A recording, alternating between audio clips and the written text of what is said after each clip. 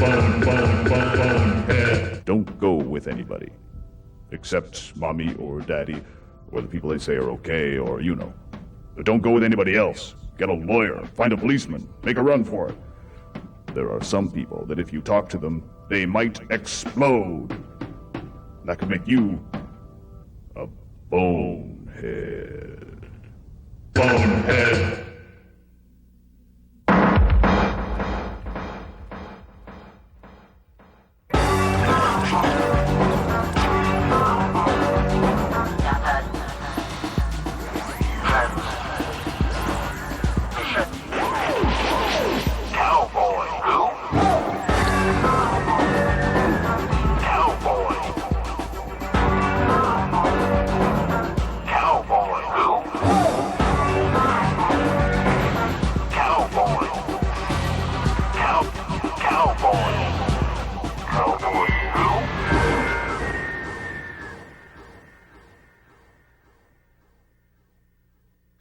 Hi there, how's it going? It's me, Cowboy Slim. This is Cowboy Who. Thanks a lot for joining me. Got a couple interesting things today in the old mailbox. You don't see too many of these anymore. This is the style of mail popular. Popular in the Rizla galaxy up here. It's kind of interesting. It's not really something you read as much as you get this like info load straight into your brain. It's just sort of the way they send letters here. Let's so it works. It says, "Dear Cowboy Slim, I and my friends have been watching your show for several of what you Earthlings call years, and we have one very important question. It is this. Whatever happened to Cowboy Pat? You seem to have been ignoring him for the past long while. We demand to see him again. Love and affection." And it's not signed. Well, not that much love and affection, I suppose. But anyway, you know, as far as Cowboy Pat goes, man, I haven't seen him since he got beamed off the set in a mysterious flash of light, though. That was some time ago. I tell you the truth, I haven't even really thought of him in a long time. I haven't got a clue where he is. But if you ever find out, let me know, because I'm kind of curious. Hey, maybe we'll even have him on our show. That'd be kind of neat, eh? Anyway, let's just move right on, because this is my favorite part of the show coming up, and I'm a little anxious to get to it. And that's where we get to look at videotapes that you viewers at home have been sending in to us. You know, just your wacky ideas for shows or little, I don't know, anything you want to send us. But it's always nice, always interesting to see what people want to put on TV, eh? So anyway, let me just get the receptor glasses on, get the scanner out, and see what these people have been sending us.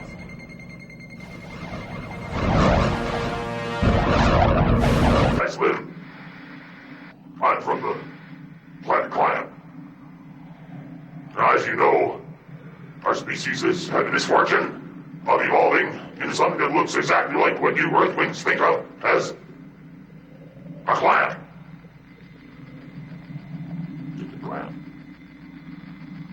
Now, we don't mind looking like clamps. We always look like this. But you Earthlings have a very low opinion of clamps.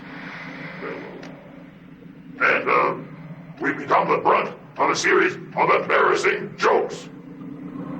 Have you heard the one about the clamp at summer camp? That's why we've begun a new campaign. Don't cramp our style. Stupid man. Today we're going to be interviewing two very special guests. Would you please introduce yourselves? You go.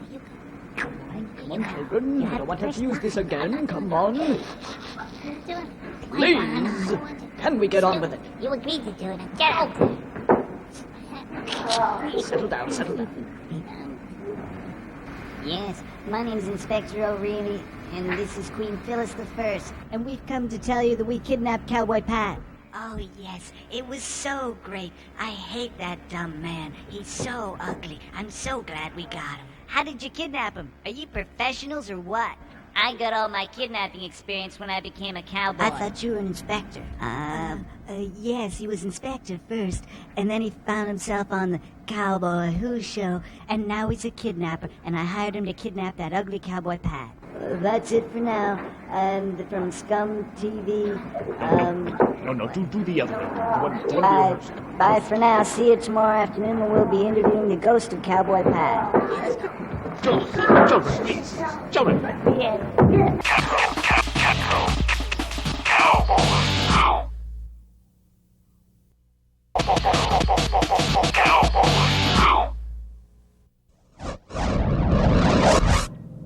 Hi there, we're back. It's time in the show now. We're going to go watch Dee Dee and Dwilfer. Now, this is kind of a kid's show. You know, if you parents are sitting there with your kids thinking, what the heck is this? This isn't a kid's show. Well, Dee Dee and Dwilfer is like the kids' show part of this show.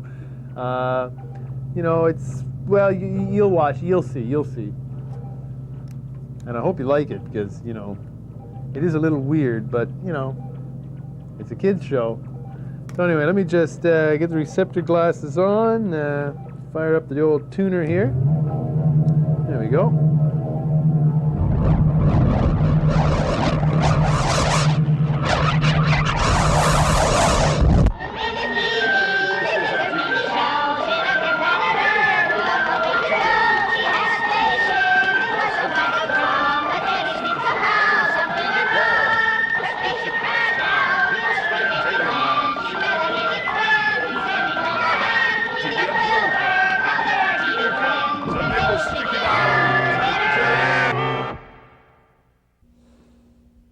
Hello, children, and welcome again to our program where we're talking all about my home, the planet Earth. I have a wonderful wish. Shall I tell you what it is? My wish is for everyone in this universe of ours to learn more about the planet Earth and the ways of the planet Earth, and so, eventually, become more like me. Well, now, I know you can do it. Now, on today's program, we'll be talking about poetry. Poetry is almost a language in itself. Some call poetry the language of love. Some wonderful poets are Byron, Keats, Shakespeare. Those are the real biggies. But before we talk about poetry, let's call upon our good friend Dwilfer. Now, Dwilfer's an alien, just like some of you. But Dwilfer joins us on our program to talk about the strange and intriguing, wonderful things that take place on his alien planet. So perhaps you'll help me by calling him. Are you ready? Dwilfer! Dwilfer! There you are. Oh, hi there, Dee Dee. Hi, Dwilfer. Welcome. How are you today? Oh, not too bad. You know, I can't complain. Well, good. So what are we doing today? Today, we're talking about poetry. Oh, poetry. Yes. I know a really good poem. Want to hear it? You know a poem? Yeah, you want to hear it? Well, There once was a man from Nantucket. No, Dwilfer. No, Dwilfer. What? No. You interrupted me. Now I have to start all over again. No, There once Dwilfer. was a man You from cannot say this poem. Why? You cannot, because you just cannot say this poem All on right, our well, I'll program. tell you another one. There once was a lady from Nantucket. Dwilfer, What? stop it. Right now, you're disrupting the Why? program because you cannot say that poem on our Well, you program. haven't even heard it yet. How do you No, know if I I can't know say it this or not? poem, Dwilfer. I know this poem very well, and it will definitely not interest our young Well, how Earthling about this viewers. one? There once was a man named Keith. No, who- Dwilfer, stop it right now. Why? Because I have had enough of your incessant interruptions. Now, as I was saying, we're going There to talk... once was a Dwilfer, guy who drove stop a it. truck. Listen, What? stop it right now. What? Okay? Stop it right there. Why? I'm going to do something that I should have done a long time ago. Well, isn't it too early for the panic button? No, the panic button. Are you kidding? That's just a temporary moment or interlude from this misery what? that I live on this planet of yours. Well, so No, what are you going to Dwilfer, do? I know exactly what I'm going to do. What? I'm going to fire you. You can't do that. You're fired. It's done. What does that mean? It means that you are no longer required on this program. It means take off. Why? Because I am tired of your incessant interruptions. So get lost, Dwilf. Fine. Goodbye. Bye. Bye. I'm leaving. Yes, you are. Now get lost.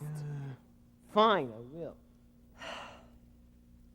I'm sorry for that small outbreak. I don't like to show my temper like that. And I have to admit, and you must agree with me, that Dwilfer deserved it. But don't worry. We'll find a new alien friend to help us on our program.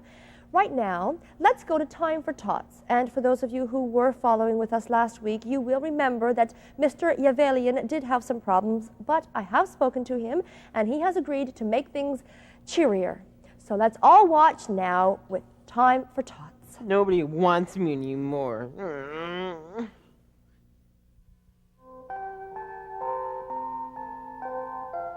Time for Tots. Hi, kids. Yeah, it's Time for Tots, and I really want to thank Dee Dee for letting me continue this part of the show. She was a bit upset about my childhood story that I told last week, so she suggested that I do a little bit of poetry. So I did a search, and I came up with this. One day Mama said, "Conrad dear, I must go out and leave you here. But mind now, Conrad, what I say, don't suck your thumb while I'm away. The great tall tailor always comes to little boys who suck their thumbs, and ere they dream what he's about, he takes his great sharp scissors out and cuts their thumbs off clean, and then, you know, they never grow again." Mama had scarcely turned her back. The thumb was out, alack, alack. The door flew open, in he ran, the great long red-legged scissored man. "Oh, children, see, the tailor's come, and caught out little suck-a-thumb. Snip, snap, snip, the scissors go, and Conrad cries out, 'Oh, oh, oh!' Snip, snap, snip, they go fast, that both his thumbs are off at last." Mama comes home, then Conrad stands, and looks quite sad, and shows his hands. "Ah," said Mama, "I knew he'd come, to naughty little suck-a-thumb." The station would like to apologize for the preceding story and reassure all children watching that while thumb-sucking may result in dental disfigurement, it is very unlikely that it will cause a tall red-legged tailor to appear and cut off your thumbs. Well, that wasn't quite the answer we were looking for either, now was it? Ah, that voice, those dulcimer tones. Gherken, what are you doing here?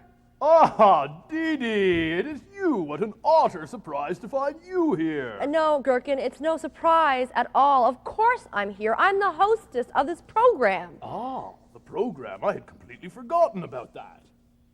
Right. Hang on a second, there's something missing here. What happened to that charming cohort of yours? My co-host, Dwilfer, you're Yes. referring to? Well, I fired him. Oh, well, don't you insist, too, to do this program?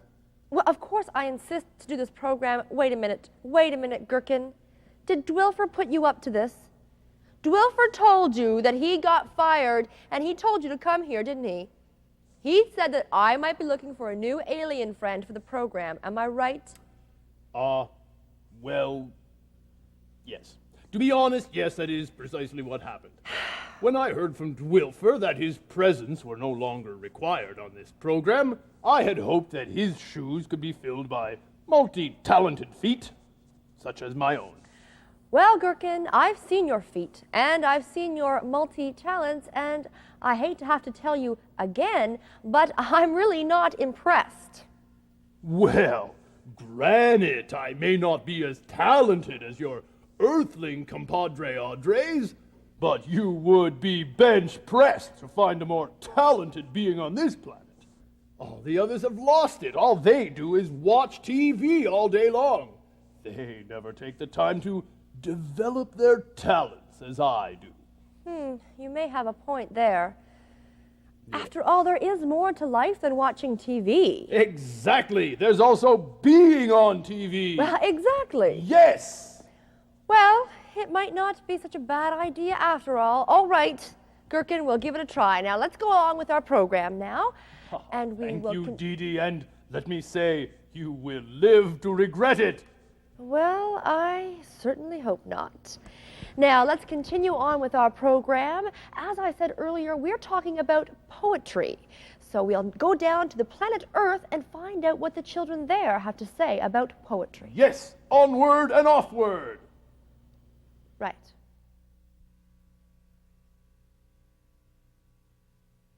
Blubbery, disgusting, chewy, and licky. He stands on his mirror, and sometimes he opens his mouth and wiggles his tongue. It's funny. Big, red, slimy. It would hurt if it bit you. Well, the children on Earth seem to have a rather peculiar notion about poetry, don't they? Dee Dee, I just have one question for you. What was all that, and what is it doing on our television program? Well, that was an interview, or several interviews, with children from the planet Earth. You see, each program, we go down to the planet Earth to find out what the children there think about our topic of the day. It helps to instruct the young aliens and teaches them to become more like Earthlings. Well, that's all very bad and good, but you must realize that time spent on them is valuable time taken away from me. You? Oh, I mean us. You can do nefarious things on this program too if you wish. But, what else do we do on this program? Well, we do lots of things. Sometimes we visit with Gilbert, the educated fish, and you might be interested in this very, very pleasant segment. We have this featured every week. Watch now as we go to Storytale. Yes, we shall.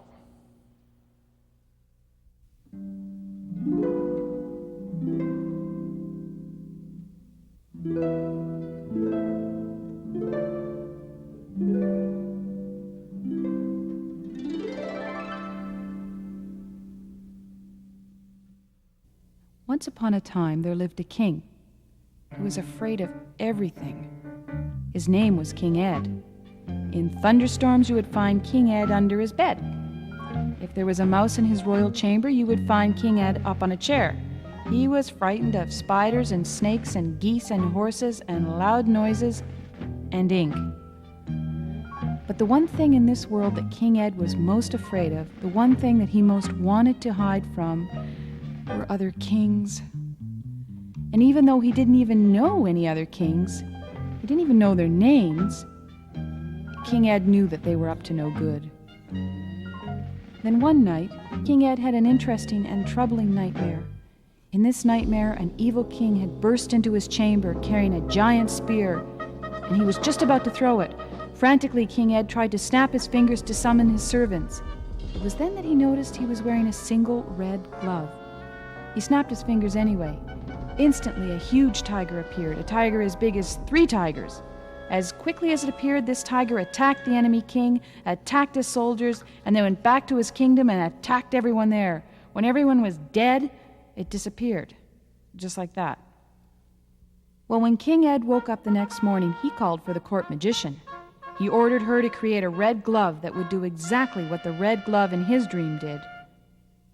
The magician was nervous about creating something so powerful, but King Ed was the king, and so she felt she had no choice. And so in 4 short days, King Ed had his glove. He was no longer frightened, knowing that he could summon a giant tiger with the snap of his fingers. But that wasn't the end of the story. Oh no. You see, King Ed had started a trend. Soon every king in every kingdom had a red glove of their own. And soon after that, all the people who had grown frightened of their king's new power got themselves red gloves of their own. And then everyone was frightened of everyone. And poor King Ed. Now he was frightened of not just the kings, but every single person in every single kingdom in the whole wide world. But there was one good thing that came out of all of this. King Ed no longer worried about spiders or snakes or geese or horses or loud noises or ink. Ink? Why, that was absolutely splendid! What beauty! What passion! What flossless performances! I've never seen anything so good in my life! Well, Gherken seemed to enjoy that, didn't he? Oh, yes! Well, then you'll be pleased to know that we feature this particular segment on our program every week. Oh, no, I never want to see that program again. What are you talking about? You just finished telling me how much you enjoyed it. Oh, I did. I loved it. It was an inimitable display of talent the likes of which one rarely envisions. And that is why I don't want them on anymore. I'd rather not compete against it. Besides, Dee Dee, it only makes sense, doesn't it, for me to be the fulcrum of my own show? Your show? Oh, all right. We'll call it our show. Anyway, with someone as multi-talented as I, why invite others on to participate? Doesn't it make more sense for me to simply do everything? No. Of course it does. Now, the first thing we're going to do on my show... Your show? This is not your show. Of course it is. I am Gherken, the most multi-talented being on this entire planet. When I am on a TV show, it becomes my TV show. No, it doesn't become your TV show. It becomes the TV show from which you are fired. Oh, but you can't fire me. Why not? Because you already fired Dwilfer. That's right. But I would much rather work with Dwilfer than work with some ego-maniacal green picklehead. Oh. At least Dwilfer wouldn't try to take over the show. So what you're saying is you would rather see a common being like Dwilfer standing here than a multi-talented individual such as myself? Exactly. I accept. Oh, it sure is nice to be back, Dee Dee. Dwilfer, were you... What? Wait a minute. Wait a minute. What? Did you was this some sort of setup? I don't know. What's a setup? What's a setup? Yeah. A setup is when you trick somebody into doing something that they wouldn't ordinarily do. Oh, yeah. Yes, it's a setup then. Yep. Well, I have to admit, you certainly fooled me. I suppose that your persistence should be somehow rewarded. Oh. And what about my persimmons? Will they be awarded as well? All right, you can stay. Oh, good. Yes. All right, but we'll have to get along with our program now. Oh, okay. Hey, I know. Can I get the music box so we can celebrate? Fine. Wait, before you do that, What? let me just ask you one very simple question. Okay. Will the two of you... What? Will the two of you cause any havoc? Is havoc a bad thing? Yes. Oh, well, then yes, probably, yes, yeah. very, very likely. Most Yes. Okay, likely. well then, thank you. I appreciate your honesty. Anytime. Because I'm going to do what I would be doing in about 3 minutes What's that? anyway. Oh, she's probably going to go I'm for the just going to panic save button. myself What? the misery. Panic button. Oh, panic.